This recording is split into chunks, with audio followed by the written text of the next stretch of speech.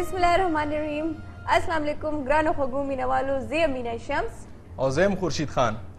په خپلې خوږې خپرونه کې چې نامه یې ده مرحبا کې تاسو ټول زه هرکلی وایم او زه ستاسو د پوره زموږ څومره منیجمنټ دی د هغوی د اړخ نه زه ستاسو ډېره زیاته مننه ډېره شکریه ادا کوم. زموږ تېره شوې خپرونې تاسو ډېره زیاته خوښه کړله او ستاسو د ایمیلز نو ټلیفون کالز زموږ ته پته ولګېدله چې زموږ هغه خپرونې ستاسو په زړونو کې ځای ځای جوړ کړلو. انشاءالله دا خپرونه به همدغه شانتې موږ ستاسو دپاره راوړو. که څنګه خورشید؟ او بالکل دا خپرونه تاسو چې څومره خوښوئ، څومره ایمیلونه چې تاسو موږ ته راځي، هومره په دې خپرونه کې نور خوند او رنګ پیدا کیږي. په دې خپرونه کې تاسو ته پته ده چې موږ سره میلمانه یې هغو سره موږ ګپ شپ لګوو. موږ راشو زموږ معلوم زموږ خولې ته ګوري چې دوی به زموږ نامې کله اخلي، زموږ معرفي به دې کله کتونکو سره کوي. نو خورشید زه غواړم چې اول د خپلو خوږو درنو میلمنو موږ تاسو سره معرفي وکړو، انټروډکشن تاسو سره وکړو. جی بالکل. په مسافرۍ کې داسې قسم زموږ دا ستر کسان دي، ستر شخصیات دي او دوی دلته په دوبۍ کې ژوند کوي لګیا دي. زموږ د ټولې خیبر پښتونخوا یا زموږ چې څومره پښتانه سیمه ده، زموږ څومره پښتانه دي، هغه ټول په دې باندې ډېر زیات فخر کوي. کو هغه کو د لر دي کو د بر دي، بالکل هغه ټول په دې باندې ډېر زیات ویاړ کوي، ډېر زیات موږ فخر محسوس کوو. زموږ یو دروند خوږ لیکوال چې په مسافرۍ کې هغه ډېر زیات لیک کړی دی د ستاسو دپاره، د ځان دپاره، د مسافرو دپاره، د ادب دپاره ادبي شاعري هم کړې ده، د خپلو مشرانو دپاره د خپلې شملې خیال ساتلی دی. د یو کله چې یو شاعر لیک کوي، یو لیکوال، نو همیش هغه صرف دا نه وي چې بس هغه قلم ګرځوي او هغه لیکل کوي، هغه خپل یو سوچ لري، یو فکر لري، خپل معاشرې په حیثیت باندې. او بیا زموږ د خیبر پښتونخوا زموږ د خپل چې کوم کسان دي نو هغه یو درد محسوس کوي د خپلې سیمې، د خپل وطنوالو. نو داسې قسم شاعران موږ ډېر خوش قسمت دي چې موږ سره نن په دې خپرونه کې زموږ سره چې دی موږ سره ناست دي. باچا خان حال یعنی شمشاد ټلویزیون FTV دوبۍ څانګې باچا خان حال ورته موږ ځکه وایو جي. ممتاز اورکزی صاحب ته موږ هرکلی وایو، هر کله راشئ په خیر راغله. او هغوی سره خوا کې هم زموږ ډېر خوږ مینهناک کس ناست دی، زموږ ډېر خوږ او مینهناک. او زموږ د شمشاد په زه به دوبۍ مرکز نه ډېر زیات کار کړی دی د کوربه په حیثیت. په خلیج کې په کلم و پښتون تاسو به دا مشاعرې لیدلي او یقینا چې تاسو به ډېرې زیاتې خوښې کړي. او زه چې څومره صفت وکړم زه وایم چې هغه کم دی، ما سره الفاظ نشته چې په کوم الفاظو کې زه د دوست ستاینه وکړم. جناب ښاغلی زموږ ته ډېر زیات ګران نزار یوسفزۍ صاحب، ډېره مننه ستاسو. تاسو ته هرکلی وایو تاسو دواړو ته. تاسو زموږ درانه خواږه مېلمانه یې. ستاسو په راتګ زموږ مرحبا خپرونه نوره هم ښایسته شوه او یو ځلې بیا مرحبا مرحبا. تاسو ته موږ په خپله خپرونه کې وایو مرحبا. موږ هم د دې جوګه وګڼو چې دلته هم راوبللو او د شمشاد ټلویزیون مینوالو ته هم چې کوم دی نو مخ په مخ معرفي هم کړی. FTV تاسو د دې ځای نه تاسو ډېر کار کړی دی. چې کوم د شمشاد ټلویزیون یو اهم حصه ده دلته د مسافرو کور چې ورته موږ وایو، دلته نه تاسو ډېر کار. بل شروعات زما په خیال تاسو د دې پښتو ژبې د دې چینلونه کړی دی، نو څه محسوس کوئ دلته دا راتګ څنګه وشو، دا څنګه کیسه وشوه؟ زه خو دلته کې په 1983 نه مې دلته کې په دوبۍ کې مسافري کوله، خو بیا پیمید صاحب چې کوم دی نو په مختلفو پروګرامونو کې وخت په وخت په دلته کې میلاوېدم. بیا یو ځل یې ما ته بلنه راکړه چې ته راشه او دلته کې یو پروګرام شروع کوو په خلیج کې کلم او پښتون. او د پیمید صاحب دا سوچ و چې دا دلته څومره شاعران او ادیبان او د کلم او د هنر خاوندان دي چې دا موقع خلکو ته ورکو، دي شاعرانو ادیبانو ته هم ورکو. او بهر چې کوم خلک د شمشاد ټلویزیون مینوالي چې هغوی ته راپته ولګي چې په متحده عرب اماراتو کې داسې خلک هم شته که په زرګونو میله د خپل وطن نه او د خپلې خاورې نه لرې هم دي، خو د خپل وطن هغه درد او د خپلو خلکو هغه درد یې په خپلې سینې پورې نیولی دی. نو هغوی چې داسې پروګرام شروع کړي چې د دې ځای دا کوم شاعران دي چې دی پېژندګلو شي نو ادبي. نو په لومړي ځل چې راوغوښتم یو مشاعره وه، ما ته چې ته به دې کوربه یې. نو ما ډېر د مشاعرو کوربتوب کړو، خو هغه به دغسې مونږ په حالونو کې پروګرامونه کول. نو لومړی پروګرام چې کوم دی نو هغه چې په خلیج کې کلم او پښتون زموږ پروګرام و. او د پیمید صاحب ډېره مننه چې هغه زه د دې جوګه کړم چې د شمشاد ټلویزیون مینوالو ته مخې دا سکرین چې کوم دی همداسې چې کوم پروګرامونه هغه ډېر مختلف وي. کیمرې ته مخامخ یو پروګرام کول او خبرې کول دې کې تاسو څه ایکسپیرینس و؟ یاره دا خو ډېر مختلف کار دی. ما خو په دغسې جلسو کې هم لکه کوربه به وم، په مشاعرو کې را ممتاز صاحب دی، موږ د تېرو 20 کالو نه دلته کې را مشاعرې کوو، د جلسې کوو، د پروګرامونه کوو د پښتو پښتونولۍ لپاره چې څه هلې ځلې په هغې کې موږ برخه اخیستې ده. خو چې کله راغلم نو په امید صاحب په حال کې کېنولم او بیا هغه اواز چې کوم دی نوم په یو خاص کالب کې رابند که زما بیا ما ته چې د کیمرې طرف ته به ګورې ما به کیمرې طرف ته نه کتېدله شاعرانو طرف ته مې کتل نو په لومړي کې مې دی او ندیم ډېر زیات تنګ کړی و په امید صاحب دي خو بیا ښه وه چې هغه را سره ډېره خواري وکړه او د دې جوګه یې کړم چې یاره نن ستاسو په وړاندې باندې ناست یم دا ټول کار زه وم چې هغه داسې یو سړی ما سره هم ډېره خواري کړې ده زموږ نورو ډېرو ملګرو سره ډېره خواري کړې ده لکه نو په دې کې د هغه ډېر کمال امید صاحب خواري خو ډېره کوي خواري هر چا سره خواري کوي جی هر چا سره ما سره ډېره کړې وه دا او بل چې یو انسان کې ټیلنټ نه وي هغه زده کړه نشي کولی نو د بعضې کس خواري هسې بس لاړې شي ماشاءالله تاسو کې هم خپل ټیلنټ و کار چې کوم تاسو کې و هغه ماشاءالله هغه کتونکو ته مخامخ راغلو زمونږ خوږ لیکوال شاعر او زه په خپلو زمونږ څومره هم دا ستر شاعر حضرات دي دې باندې زه ډېر فخر محسوس کوم چې زمونږ خیبر پښتونخوا زمونږ د خیبر سیمه چې ده یا زمونږ د لر او بر چې څومره پښتانه دي شاعران هغوی همیش یو خپل لیمټ کې یو خپل دایرې کې دننه هغوی شاعري کړې ده د خپل ادب او آداب یې ډېر زیات خیال ساتلی دی نو د ستاسو د لیک سره د تجربه څنګه وشوله شوق مو د څنګه د دې لاین ته څنګه راغلی ټولو نه مخکې خو زه د اف ټي وي فهمید صاحب او ستاسو ټولو ډېره مننه چې موږ هم په دې ښایسته پروګرام کې راوخو او دا مو کم راکړه چې خپل کتونکو سره اورېدونکو سره مخامخ شو شاعري چې بیسیکلی ما ته خو صحیح ډیټ او سن یاد نشي خو زه ماشوم وم چې ما د دې څیزونو سره شوق او په خاصه توګه په سکول کتابونو کې به چې کوم دا نظمونه دا به زما ډېر ښه یادېدل او بیا زما ورور هغه به څه کتابونه د کور ته راوړل نو ما په پټه پټه هغه هم سټډي کړل او بیا داسې چې څومره مخکې زه تلم نو بیا په میټرک کې داسې چلو شو چې د های سکول لایبرري زما په لاس راغله نو زما په خیال په هغه سکول کې زه اولنی دغه وم سټوډنټ وم چې ما زه به تلم د لایبررۍ ته او زمونږ چې کوم استاد و لایبرریان هم هغه زه ډېر انکریج کوم چې او ته راځه او کتابونه وړه نو بیا داسې ما د پښتو د ادب کتابونه هلته سټډي کو بس بیا پېښور ته رالو هلته قلندر مومن صاحب دې سره ناسته پاسته صحیح نو بس ممتاز صاحب تاسو ته یاد دی چې ټول ناول تاسو څه لیکلي وو یاره چې لیکلی خو ما د ټولو مخکې غزلو ښه خو هغه شعرونه ما ته یادېږي نه یادېږي نه او تاسو ته باقاعده لیک چې ما دغه کړی دی نو دا ما د 1988 نه شروع کړی ښه جي ښه او د کوم ځای تاسو زما تعلق چې د اهنګو ضلع د ټل تحصیل د تورې وړی نومې کلي سره دی اصل متاسب اکثر زمونږ بعض زمونږ ډېر درانه شاعر حضرات چې که نه هغوی کې د دې لیک شوق کله په زړه باندې داسې زخم وخوري که نه نو راشي که نه خفه کېږئ مه که نه مطلب د رښتیا تپوس نو چېرته داسې کیسه خو نه ده شوې نو دغسې کیسه خو به خامخا شوي ځکه چې رحمان بابا وایي چې دا متل دی چې له درده زګیروي خیږي ګنې څه و د رحمان له شاعرۍ نو خامخا داسې یو موټیو یو دغه خو پکار دی چې سړی دې باندې موږ تاسو سره نور خبرې کوو تاسو نه هم د دې په باره کې زه یو ښایسته څو تپوسونه کوم په دې وخت کې موږ سره وخت شو د یو وړې غونډې کې دمې نو که ستاسو اجازت وي یو وړه غونډې دمه به والو که نه جی کتونکو اخلو یو وړه غونډې کې دمه او د دمې نه پس بیا راځو خپلې خپرونې کې مرحبا محمد رسول الله لا إله إلا الله محمد رسول الله جی ستړي مشئ په خیرالۍ یو ځل بیا حل کرئ تاسو ټولو ته د زړه د تل د زړه د کومې نه سره د دې هیلې او د امیدونو چې تاسو ټول به ناست وئ خپرونه به ګورئ او خوندونه به ترې اخلئ دې خپرونې دپاره موږ سره مرسته کړې ده جیپاس الکترونکس او موږ د جیپاس الکترونکس ډېره شکریا ادا کوو ولې چې نن د جیپاس الکترونکس د وجې نه زموږ ټولو مسافر ورونو ته د شمشاد په ټلویزیون اف ټي وي دوبۍ مرکز نه دا خپرونه وړاندې کیږي نزار صاحب تاسو نه موږ دا تپوس ونه کړو چې تاسو د کوم ځای سره تعلق سره زه خیبر پښتونخوا کې د صوابۍ زموږ کلی شاه منصور خو ستاسو د نوم نه پته لګي یوسف زی نه د هغه ځای سره یوسف زی لري چې په پښتونخوا کې ډېر خواره واري دي په ډېرو علاقو کې جی بالکل او دا ډېره ښه خبره زموږ پښتانه چې څومره هم دي د دنیا په ګوټ ګوټ کې خواري دي ماشاءالله هلته ځان له نوم او مقام جوړ کړی دی ممتاز صاحب ناستې دي د موجودګۍ نه به موږ ټول یو فایده واخلو که نه خامخا. او دا خو کیدی نه شي چې موږ به دی داسې پرېږدو نو څه ناڅه به موږ ته داسې اوروئ که نه چې څه ستاسو په زړه باندې خلک زم چې کتونکو هم د هغې نه خوند واخلي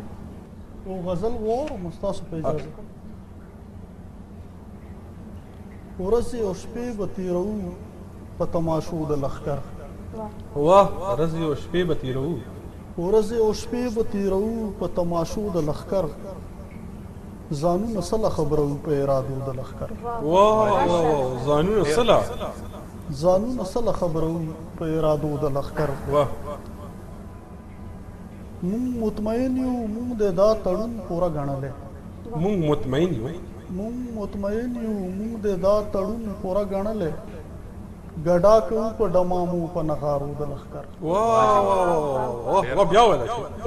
مونږ مطمئن یو مونږ د دا تړون پوره ګڼلی واه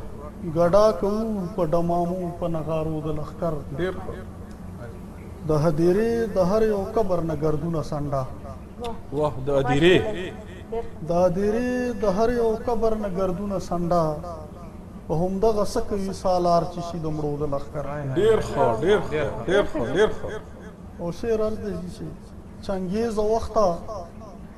تاراجګره غارتګره وخته چنګیزه وخته تاراجګره غارتګره وخته واه زړونه بېرحمه لکه ستا د لمبو د لښکر ډېر ښه ډېر ښه ډېر ښه منتصب ډېره مهرباني دي او نزار صاحب شعر دی چې د شپو د هوا په مرسته لویه صفبندي کړې ده شپو د هوا په مرسته شپو د هوا په مرسته لویه صفبندي کړې ده او خدایه ستا مرستې ته دي سترګې د ډیوو د لښکر واه ډېر ښه یار ډېر واجب ډېر ښه واه او زما په لاس کې د امید زنګ وهلي توره زما په لاس زما په لاس کې د امید زنګ وهلي توره په مقابل کې یم ولاړ د حادثو د لښکر ډېر ښه او مقطع د دې چې په ویښه وینه مو ممتازه د شنو کاڼو باران په ویښه وینه مو ممتازه په ویښه وینه مو ممتازه د شنو کاڼو باران په خوب کې وینم راتګ د آینو د لښکر ډېر ښه ماشاءالله ډېر ښه او هیله کوم چې زموږ کتونکي به هم ته خوند اخیستی وي ډېر ښه ماشاءالله ډېر ښکلې غزل تاسو وویل ممتاز صاحب هر شاعر په خپل وخت کې په خپل دور کې هر قسم ته شاعري کړې ده نعتیه شاعري تاسو چېرته کړې ده او چې صرف معنا بلکې په پښتو کې په اردو کې یا په نورو ژبو کې چې چا شاعري کړې ده هغه خامخا نعت ویلې نور خو پرېږده چې د پیغمبر علیه السلام په شان کې د نورو مذاهبو خلکو جی چې هغه اسلام د هغه مذهب نه دی خو بیا هم هغه نعت ویلی دی چې زه دوه نومونه اوس ما ته ذهن ته راځي چې په هغې کې یو د سورج ناراین نوم دی چې هغه ډېر ښکلی نعت ویلی او بل مشهور سړی دی تاسو ټول یې پېژنئ رانا بګوان داس هغه ډېر ښه نعت ویلی دی نو صرف پښتنو شاعرو نه بلکې د نورو شاعران جبو شاعران چې کوم دي هغه نعت ویلی دی او ډېر ښه ویلی تاسو ډېر غلي غلي ناست یې جي خالي خوند اخلئ که نه د هغې د دومره ښایسته ښایسته خبرو نه ستاسو ټپې هم ډېرې مشهورې دي که نه خوشي بالکل زما ډېرې خوښې دي خامخا لږ غوندې زموږ ته واروئ که نه مینه تاسو روژه د نو هسې د روژې په حواله ماته یو ټپه رایاده شوه چې د روژې هر ماښام اختري دې کې خو شک نشته د روژې هر ماښام اختري خو زرې زرې د پېشمني د لاسه یم اچھا ما غرض منتصب ټپو یو کتاب کتلم په کې یو ټپه مخې ته راغله چې دا پښتانه څه د اوس که مسافر نه دي دا د مسافرۍ دا بدبختي زموږ ډېر د پخوا نه د زموږ پلارانو نیکانو دا وطن چې ته موږ د دې قابل نه کړي چې دوی موږ له ډوډۍ راکړه موږ پې همیشه جنګونه کړي دي جګړې هم پکې کړي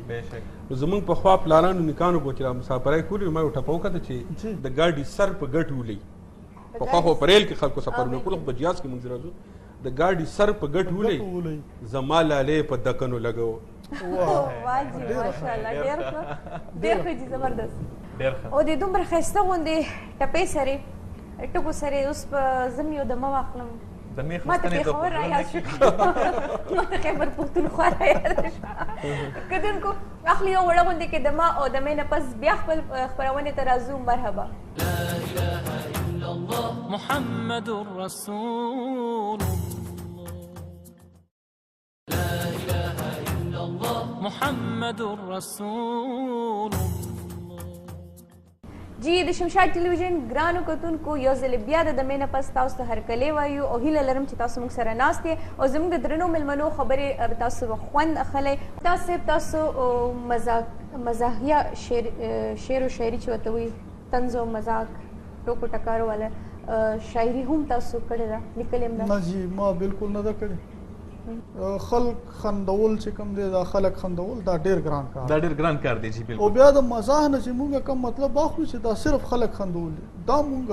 لکه د مزاح نه یو ډېر کم مطلب یا داسې یو سطحي معنا مزاح چې په کومه په اصلي معنو کې ده نو هغه دا ده چې په خندا کې او په ټوکو کې او داسې سیریس د کار خبرو طرف ته د کار خبرو کولو ته د ټولو خلکو پام یو پیغام ورکول بالکل د خلکو پام راګرځول دي خو په خندا کې نو دا ډېر ګران کار دی چې ما دا سونه د مزاحیه شاعري نه ده. د چا شاعري نه تاسو ډېر زیات متاثره یې؟ ډېر جی دا ډېر زیات کسان دي او خاص کر په موږ پښتنو باندې خدای پاک داسې فضل کړی دی چې د رحمان بابا نه د خوشحال بابا نه د حمید بابا نه د علي خان بابا نه د کاظم خان سیدا نه د حمزه صاحب نه د کلندر صاحب نه د اکرام الله ګران نه د رحمت الله درد نه او د عبدالرحیم مجذوب نه داسې چې ته راځې په دې دغه کې نو داسې یو لړۍ یو لین دی نه ختمېدو والا نو په دې کې دا خبره ډېره ګرانه شي چې زما کم شاعر ډېر زیات خوښ دی او دغه زه په اسانه ویلی شم چې دا ټول زما خوښ دي او زموږ مشران دي او دا ډېر قابل قدر خلک او بالکل. ممتاز صاحب زموږ نن سبا ډېر داسې شاعران دي چې هغې شاعري پټوي لکه ستاسو غزل خوښ شو پکې لږ غوندې بدلون یې وکړو هغه غزل یې په خپل نوم باندې شایع کړو خلکو ته وایي چې دا ما لیکلې داسې تاسو سره چېرته شوي په ساده دغه کې به ووایو خورشید خان چې شاعر خو هغه ته ویلی شي چې هغه شعر لیکي جی پټوي نه. جی بالکل. نو که څوک شاعر دی هغه به شعر پټوي نه شعر به لیکي شعر به تخلیق کوي شعر به جوړوي او نو چې شعر پټوي نو دا خو شاعر نه شو دا شاعر نه شو خو داسې چې څوک کوي نو بیا تاسو باندې څنګه لکه ستاسو هغه ټایم کې تاسو ته غوسه درځي چې یار دا ولې داسې کار دی که څوک په دې کې بدلون راوړي؟ اصل کې خبره دا ده چې د غوسې دغه د دې د په ادبي دغه کې دی ته سرکه وایي په ادبي اصطلاح کې چې څوک داسې زونه کوي که او غوسه خو خیر مونږ ته نه راځي مونږ نه خو داسې مونږ سره داسې شوي هم نه دي ونه مونږ دومره غټ شاعران یو چې څوک دې راشي او زمونږ کلام دې ولیکي خو که په حیثیت د یو شاعر هر څوک د هر چا کلام لیکي یا په هغې باندې خپل دغه کوي نو په کار دا ده چې اول خو دې دا کوي نه که به یو سړی متاثر شو د چا نه او د هغه تاثر لاندې هغه شعر ولیکلو نو ادبي دیانت دا دی چې هغه دې ولیکي چې دا د فلانی شعر دی او ما د دې په تاثر کې لیکلی دی. تاسو تللی افغانستان ته هلته ملاقات شوی دی د هغې ځای خلکو په هکله باندې تاسو څه لیک کړی دی؟ نو افغانستان ته خو موږ تللي نه یو خو افغانستان خو زموږ پلرنی هېواد دی او د افغانستان زموږ په روح کې زموږ په زړه کې زموږ په ذهن کې دننه دی افغانستان. موږ د افغانستان نه د یوې لحظې لپاره ځان جدا کړی دی که هلته چا اوښکته ویې کړې ده که هلته چا جړلي دي که هلته څوک دردېدلی دی د هغه درد موږ دلته په خپلې سینې پورې خپل زړه پورې ځکه چې زموږ داسې هېواد دی د ډېرو نرانو ډېرو شملورو ډېرو غیرتمنو پښتنو وطن دی او زموږ پلارانو زموږ نیکانو 6,000 کاله د دې وطن په خپلو مټو حفاظت کړی دی که هر ترخګر که هر یلغګر که هر حملاور راغلی دی زموږ پلارانو نیکانو هغه په شا تمبولی دی اومې دا وطن موږ له سالم ساتلی دی اومې دا ژبه موږ له سالمه ساتلې ده اومې زموږ دا کلتور هم زموږ دا تاریخ هم زموږ دا حجرات زموږ دا جومات دا هر څه اوس په حیث د یو پښتون په لر او بر کې چې څومره پښتانه په لر او بر افغان وطن کې دي دې ټولو ته زموږ خواست دی چې دا ژبه به هم ژوندی ساتو دا خپل وطن به هم ژوندی ساتو موږ غواړو مینه چې دا خپل وطن زموږ دغسې امني پکې لکه دلته چې په متحده عرب اماراتو کې څنګه امن دی لکه دلته چې خلکو ته څنګه ازادي ده موږ غواړو چې زموږ هغه میندې زموږ خویندې زموږ پلاران زموږ نیکان هغه هم زموږ ماشومان سکول ته سهار دغسې په خپلو بسونو کې ځي ماښام دغسې خپل کور ته واپس راځي او دغسې امن د خدای راولي د روژه ډېره بختوره میاشت ده پکار ده چې موږ ټول دا دعا وکړو چې خدای پاک په لر او بر افغان وطن کې امن راولي منتاسب څه وایي بالکل جی افغانستان زمونږ لوی کور دی بالکل او په لوی کور کې د امن غوښتل دا د هر چا خواهش دی نو خدای دې وکړي چې هلته د امن دپاره کوم کوششونه روان دي هغه ټول په ټول کامیاب شي او هغلته یو مثالي امن راشي لکه څنګه چې هلته مخې پخوا چې څنګه هلته و چې په پښتو کې به هغې د ایم ډي دا ایکویلنټ ته د ایم بي بي ایس ته ټیکری شي دغه به په پښتو کې کېده نو یو پښتون زلمی به لاړو هغه به په پښتو کې چې کوم دی خپل ګریجویشن وکړو په دغه کې ایم بي بي ایس ډاکټر به شو ایم ډي ډاکټر به شو راغلو په خپلې ژبې کې څومره اساني وي اوس یو ماشوم چې سکول ته ځي یا څوک چې ایم بي بي ایس کوي نو بل به هغه انګریزي زده کوي بیا به د هغې مانس بیا به شته هغې نه پس چېرته هغه ته رسي که نه خپل مقصد نو دا په خپلې مورنۍ ژبې کې تعلیم او بیا تر دې حده پورې تعلیم چې ته پکې خپله ډیګري په ټول ساینس ورته راوړو ساینس که نه راوړولې نو د ساینس ژبه یې جوړه کړې وه دا ژبه او لوی تحقیقي کار هلته شوی زموږ مشران چې کوم دي هغه اوس هم هلته لګیا دي حبیب الله رفیع صاحب دی مجاور احمد زیار صاحب دی داسې نور ډېر مشران دي چې هغوی لګیا دي اوس هم په دې تحقیق کې او په دې دغه کې بوخت دي نو الله تعالی دې وکړي چې زموږ په دې لوی کور کې امن راشي بیا چې شرط امن وي هلته هر څه ممکن شي بلکل هلته هر څه کېدای شي د دې خبره بلکل ډېره ښه خبره وکړه او زموږ د ټولو پښتنو زموږ که د لر دی که د بر دی زموږ د ټولو دا دعاګانې څنګه تاسو د روژې مبارکه میاشت د برکتونو د رحمتونو میاشت او په دې میاشت کې لوی الله نه هم دغه یو سوال دی بس په جمع سوال دی انشاءالله ډېر زر به امن او سکون قایم شي او زموږ د زړه ارمانونه به انشاءالله پوره شي ولې چې تاسو وایي چې زموږ غټ کور دی د ټولو پښتنو کور دی ذکر کېږي د افغانستان او د کور نو د افغانستان په هکله تاسو څه لیکل کړي دي بلکل جی ما د هغه ځای د یووالي په هکله ما ته خپل یو څو شعرونه رایادېږي دوه شعر دي چې پښتانه چې څوک په لر او بر کې وشي پښتانه چې څوک په لر او بر کې وشي پښتانه چې څوک په لر او بر کې وشي خدایا لر او بر یې وویشي چې ورک شي خدای لر او بر وویشي چې ورک شي ډېر ښه او چې درنښت مو د یووالي کتی نشي چې درنښت مو د یووالي کتی نشي درنښت مو د یووالي کتی نشي خدایا باد کې باڼه باڼه چې سپک شي خدای باد کې باڼه چې دا زما دعا هم ده او بس دی کې ډېر لوی پیغام دی ډېر لوی پیغام دی من تاسو په دې شعر ما ته پوره یقین دی چې زموږ کتونکو زړونو ته به هم پرېوتي او په دې باندې به عمل هم کېږي زموږ مشرانو به هم اورېدلي وي خبرې ډېرې ښایسته کېږي خورشید سوالونه ډېر زیات دي ستاسو نه هم او زموږ د ممتاز صاحب نه هم خو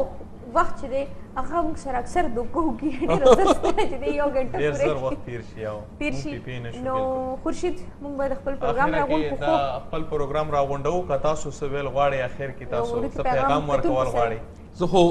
د لر او بر ټولو پښتنو ته چې د شمشاد ټلویزیون پر شیشه باندې دا ګړی موږ ګوري زما دا پیغام دی چې پښتو به وایو پښتو به لیکو پښتو به لولو پښتو به ستایو او پښتو به کوو په خپله پښتو په خپله پښتونولۍ باندې به فخر کوو د خپله ژبه د خپل تاریخ د خپل وطن دی به قایم دایم او دی به سلامت ساتو او هر پښتون چې د دنیا په کوم ګوټ کې کم ځای کې دی په کار ده چې په دې وطن کې او د خپلې ژبې لپاره کار وکړو بشکه انشاءالله ټولو پیغام پښتو مخ په وړاندې بوزو به ممتاز صاحب تاسو هم څه ووایئ څه پیغام ورکړئ نو به زه خو به دومره قدرې ووایم چې هغه پښتانه چې هغه په بهرنو ملکونو کې دي هغه په انګلینډ کې دي که په امریکا کې دي که په دې ګلف ملکونو کې دي دی شکر دی دومره مالی طور دومره ښه دي که نه چې دی په بچو باندې تعلیم کولی شي چې دا کم ځای کې دي دی له پکار ده چې په دې خپلو بچو باندې ښه تعلیم وکړي او بیا هغه بچي که نور ټولې ژبې زده کړي که خو چې پښتو زده نه کړي نو دا به د هغې ډېره غټه نیمګړتیا نو زما د دې ټولو کسانو ته خواست دی زما ځان ته هم دغه دی چې زه دې په خپلو بچو ته پښتو وښایم هغه یې د ټولې ژبې زده کړي هغه یې هر څه زده کړي ټول هنرونه یې د دنیا زده کړي خو دا مهرباني دې دی وکړي چې د خپلو بچو ته د پښتو وښیي چې هغې پښتو لوستی هم شي ولیکلی شي ډېره مننه ستاسو د دومره ښایسته غونډې خبرو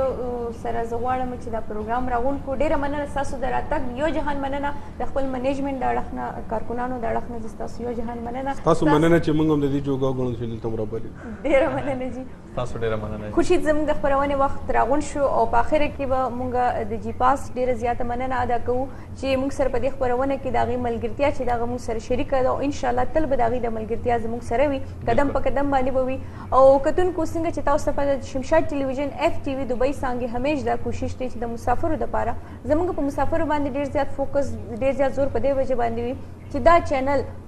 دا چې کوم دلته دا څنګه موږ کولو کړی دا د دې مسافرو دپاره د حاجي فضل کریم صاحب او د فاروق سلطان خټک صاحب دا خواهش شو دا کوشش و چې موږ دلته په ګلف کې د مسافرو دپاره د هغوی د خپلې مورنۍ ژبې یو داسې چینل قایم کړی شي چې هلته ټول پښتانه ډېر په ډاډه زړه باندې راځي دا ویلی شي چې یاره دا زما د خپلې ژبې چینل دی نو زه د ستاسو ټولو د اړخ نه زه د خپلو مشرانو ډېره زیاته مننه ډېره شکریا کوم